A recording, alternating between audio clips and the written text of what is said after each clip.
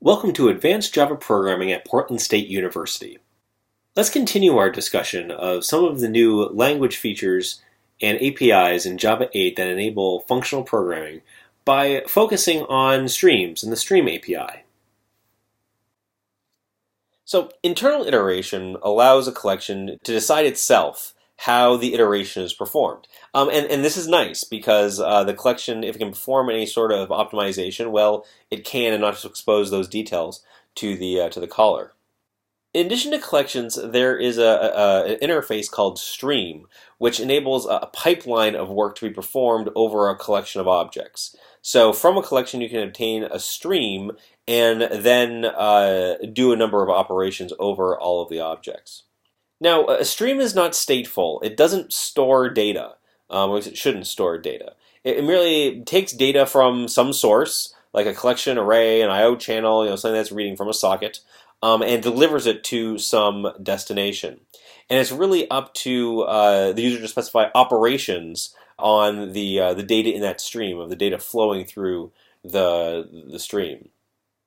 The stream itself does not change. You have an operation that does make a change to the data in that stream. The results of that operation will be put into a new stream that is created from the old one. And this allows things like lazy implementation. So for instance, you might have some operations, once they've found what it is that they're looking for, or once they've done what they need to do, will stop. And they don't need to operate on the rest of the stream. So let's say, you have a stream of, movies that you are looking through, and you just want to find one particular movie, and you know that they're unique. Well, once you find that unique one, you don't need to look anymore. Much like an iterator, a stream is sort of a one-way traversal over an array. And so once it's been consumed, the stream cannot be reused. And there are stream interfaces for collections of primitive types also. So you have like a double stream, an int stream, and then you can perform int operations on those streams. We'll see some examples in a bit, but if you want to get to a stream, you can call the stream method on collection, and so all the collections have the ability to get a stream. And then if you're working with arrays, there is an arrays.stream method that will create a stream of objects from an array, or from a primitive type.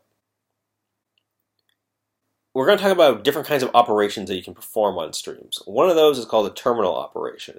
What a terminal operation does is it produces some result or has some side effect from a stream. It does not produce another stream. It's like, this is the last thing we'll do for that stream. So for instance, the for each method on a stream is considered a terminal operation. And one of the ways you can identify terminal operations is they take something like a consumer, right? A consumer has the apply method, which just takes an object and doesn't do anything, and it doesn't return a value, right? It consumes it in some way. So for instance, it prints it out to standard error, or it adds it to an accumulator, something like that.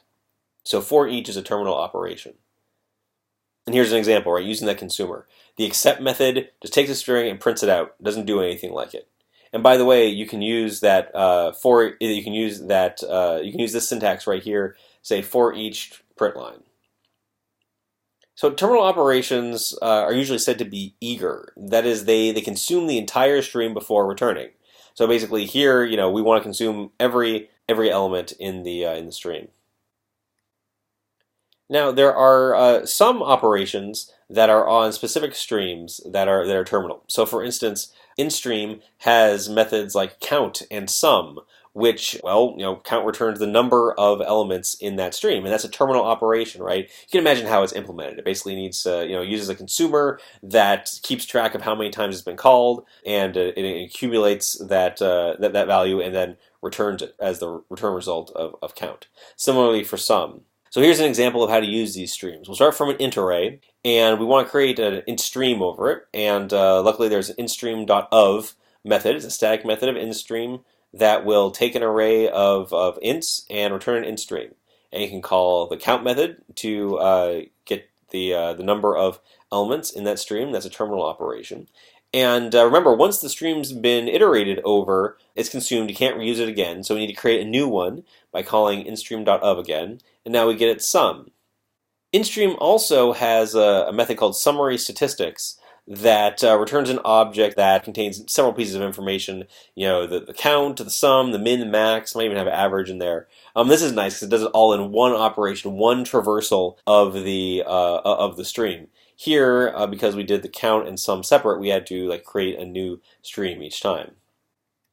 So those were terminal operations.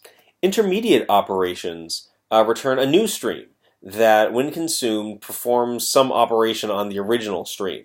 These are said to be lazy, meaning that the functions aren't necessarily invoked until you get to a terminal operation. So, for instance, the filter method on stream takes a predicate that determines whether or not whether or not an object is interesting, and then what you get is a new stream that contains only the objects that pass the filter, that pass the predicate. So here's an example, kind of contrived, which is using a predicate to find the strings with more than one character. So here I have a bunch of strings. And this will be a stream of strings that's created from, each individual strings, A, B, B, C, and an empty string. I send that to the of method of stream, then I get the stream from that. And here I'm going to declare another stream that contains all of the all of the strings that have more than 2 characters. And so what I do is I take the original stream, the strings stream, and filter it with a predicate whose test is, is the string that's being passed in, is its length greater than 1? I could express that much more compactly like I do down here. I just say strings.filter, and I give it this lambda expression. It's going to take some string, and it returns whether or not that string's length is greater than 1. Another intermediate operation is called map. And what map does is it transforms each element in a stream to a different object using a function that's passed into the map method. So here's what I'm going to do. I'm going to convert a stream of strings that are numbers, and I'm going to convert that into a stream of ints using a function that takes a string and will return an integer. And so the apply method here takes a string, returns an integer using integer.parseInt. Again, I can implement this much more concisely by saying strings.mapToInt integer : parseInt. It's basically saying, hey, the map to int method, it takes a function that takes a string and returns an int, and the compiler is smart enough to realize that, integer.parseInt takes a string, returns an int, I can use that here. Now, the filter operation returns a stream with all the elements that pass the test. And it has methods like find first or find any that will return a particular element that you're interested in. However, what happens if none of the elements in the stream passes the criteria? So what if none of the elements passes the filter? Should a null stream be returned? Should an exception be thrown? When you ask for the find any, what does it do? Well, Java 8 introduces an optional type, which is an optional type T, that represents a value that may or may not be present. And so when you ask for something like, hey, find me any element of the stream may be empty. So regardless, it returns a non-null optional object, and then you can interrogate that optional object to determine whether or not, it's got something interesting. So you can use the isPresent method on the optional to determine whether or not there's a value there, and you can handle it appropriately. If there is a value, the get method will return that value of type T, and if there's not, it'll throw a no such element exception. So you want to look before you leap by invoking isPresent. You can also call the or else method, which will return the value of the in the optional if there is a value. However, if there isn't a value, you can specify a default value to be returned for that optional. Alternatively, you can call or else throw, which will throw an exception if the value is not present. And the way you express the exception to be thrown is that you give it a supplier, right? Remember, a supplier is a functional interface that creates some object. Here, it creates some object that is a throwable. And so we might see an example on the next slide, but here is a really good place where you can use a function reference to the constructor for the exception that you want to throw. And so this optional type is used in a number of places with streams. So things like find first or find any, and then also even the min and max of the stream. If the stream is empty, it's not going to return anything, and so you have to protect yourself with an optional type. So let's see optional in action. Sorry, things got cut off a little bit. Method declarations get a little long. So here is a method that will get the longest string in a stream of strings. So what do? Well, you call the max method on the stream of strings. You give it a comparator. Here is a lambda expression for that comparator. You say, okay, I got to compare two strings, S1 and S2. And if the length of S1 is greater than the length of S2, then return 1, otherwise return 0. Now, that's not exactly right. You should return -1. Yeah, that's not exactly right. You should return -1. But anyway. And when you call max, this is going to return an optional of string, because strings might be empty. And in which case, there's there is no maximum value there because there's no values there. This method will return an empty string if strings is empty. And so the way to express that using an optional is to say longest, which is your optional, or else an empty string. So if there's no value in the optional, return the empty string. Here's an example where we're searching a stream of movies for a movie with a given ID. So what we do is we use a filter. And remember, a filter will take a predicate to look for an object that meets a given criteria. The implementation of that predicate is going to be, well, for that movie, give me its ID, and if its ID equals the long ID that was passed in to my function here, then hey, I care about it. Here, we'll just find any value. It might be in there multiple times. It might only be in there once. It doesn't really matter. I just want to find any of them that's there. However, movies might be empty, or maybe none of the movies pass that filter.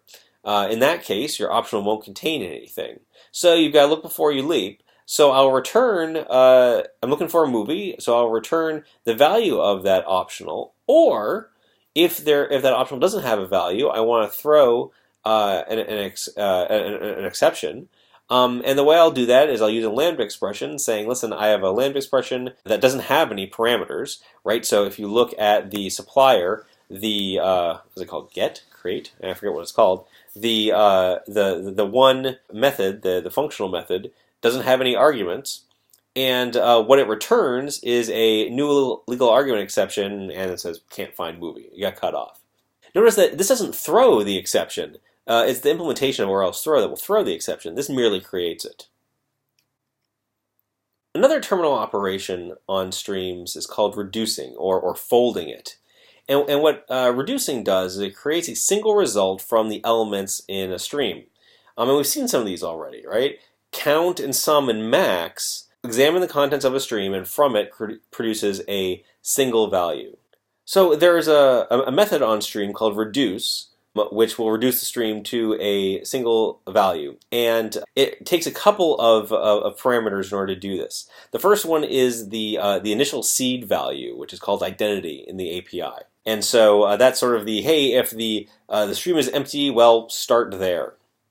There's also an object called an accumulator, which is an instance of an interface called binary operator. And binary operator has an apply method that will basically take two objects of some type and, combine them in some way, or operate them on some way. And so that's what's delivered. Actually, so what's delivered to the accumulator is each element of the stream, and then also the running value of starting with the identity. It'll then accumulate the initial seed identity with each element of the stream, and then produce a new value, which is then sent back to the accumulator with the next value of the stream. It's probably a little easier to look at the implementation, and you'll see there. So here we want to count awards for movies that have an actor. And so each actor has an ID, and then I send in also the stream of all movies. And so how do I implement this count awards functionality? Well, I have to do a couple operations on the stream. First, I want to I want to filter out, or actually I only want to filter in all of the movies in which that actor acted. So the way I do that is I call the filter on the stream with a predicate that only accepts movies that have the actors with that actor ID. And then, so now this will return a stream of movies in which that actor acted. And now what I want to do is I want to get, for each of those movies, I want to get the number of awards for that movies. And so that's where I use a map to basically convert this movies into a stream of movies into a stream of ints. And each one of those ints is the number of awards for that movie. And so I do that by sending in a function that is basically, hey, go call the get number of awards method on each movie. So now I've got a stream of ints.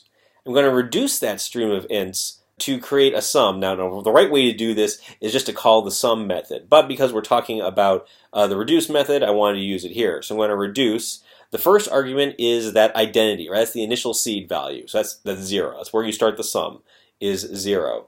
And then to accumulate all of those ints into my final value, I'll have a new binary operator implementation that basically, adds the two numbers together, adds the two integers. So it's the number of awards for each movie that's in that int stream, and now I reduce all of this into a single value that's an int by using an initial seed int and then a binary operator on integers that adds everything together.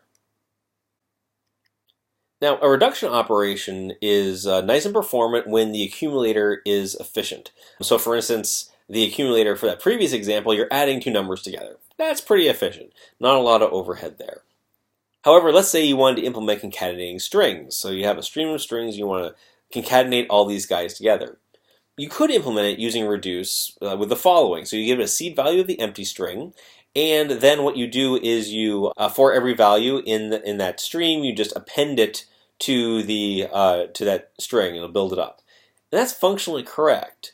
However, remember what the plus syntax does. It's syntactic sugar for creating a new string builder, appending the two strings to that string builder, converting it back into a string, and returning it. And so here you're creating a new string builder for every element in the stream, and that's not as efficient as you'd like it to be. There's another method on stream called collect, which will collect elements into a single what's called a collector object, but that uses three functions. The first one is a supplier, which creates new instances of the collector object. The reason that's a supplier and not like a single object like we have with reduce is that collect, for very, very large collections, it might be more efficient to have multiple collectors running in parallel. And so you really want a supplier to be able to create multiple collector objects that then are reconciled back together again at the end. So you have a collect operation. You also have an accumulator, which is then called a buy consumer, which takes elements from the stream and adds them to the collector. And so the type of the collector is R. I guess R is for result. And T is the type of objects in the stream. And so the implementation of the buy consumers accept method will take the two objects, the collector and then the thing from the collection, and the element from the stream. And act on them. As we'll see in the example, this is like appending a string to a string builder. And then the combiner is the thing that's used to combine two collector objects. Remember, there might be multiple collectors working in parallel with each other. And at the end, after you've gone and sent each element of the stream to some collector, you've got to then reconcile those collectors back together again. This is probably best served by an example. And here we have one. And bear with me, there's kind of a lot to digest here. So here's another implementation of concatenating strings from a stream of strings. So you have, going down here, ultimately you want your collect method to be called on the stream. So it takes a supplier. The supplier is the thing that creates the collectors. In this case, it's going to create string builders. You also have an accumulator. The accumulator is the thing that takes each element of or takes an element of the stream and adds it to the collector. So in this case, we're going to have an accumulator that takes a string builder and a string and simply appends the string to the string builder. And finally, you need that combiner, which takes the collectors and puts them back together again. In this case, we just take one string builder, one collector, and append it to the other one. And ultimately, a string builder will be returned by collect, and then we return the single string from that string builder.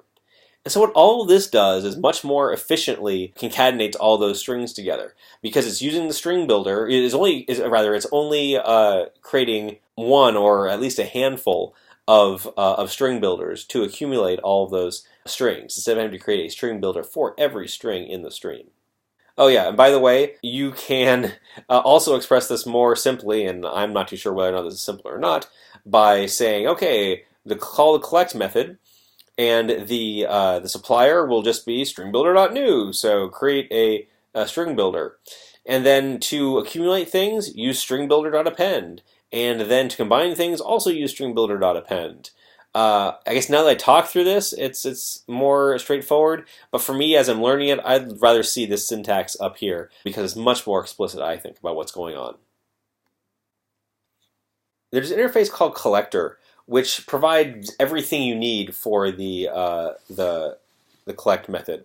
So it provides the supplier and the combiner and the accumulator. It's all rolled up into a single object. And you can send instances of collector to the string.collect method, or rather it's overloaded to take a collector in addition to the 3 parameters we saw in the previous slide. There's a factory class called collectors, which provides factory methods for some more commonly used collectors, so you don't have to write them yourself. There's one that creates a collector that averages a bunch of ints together, and you provided a toInt function that will can be used to convert some object into an int. There's also a method called grouping by, which groups elements of a stream together using a value that's returned by a function that will that will determine how the elements should be grouped together. And what you get out of grouping by is a map. There's also a joining method which returns a string, and what it does is it joins all of the elements in a stream together and delimits them by some char sequence. Now, char sequence is a fancy interface that basically strings implement and other things might implement, but you'll probably be using a string mostly with joining.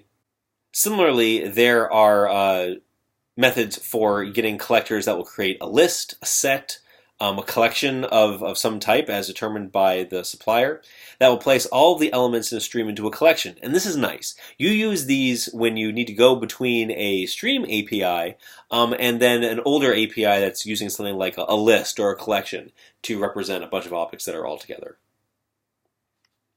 So here are some more examples of using those collectors. Here is another way of concatenating strings together. Here I'm just going to take my stream of strings and I'm going to say, well, use the collect method and use that factory for creating the joining collector. Here there's not going to be any string to delimit them. Here's a way of taking a stream of strings and sorting them and getting a sorted set of strings. I call the collect method, and what I give it is a collectors.toCollection, and then here is the supplier of the new collection, a tree set. So basically what this does is it'll create a new tree set and add all of the elements of the stream to them and return that tree set. And lastly, the getAverageStringLength method will return the average length of the strings in a stream of strings. And the way you do this is you use collect again. And the collector that you pass to that is the averaging int collector, and the thing that where it gets its ints is it basically calls the length method of each string in that stream.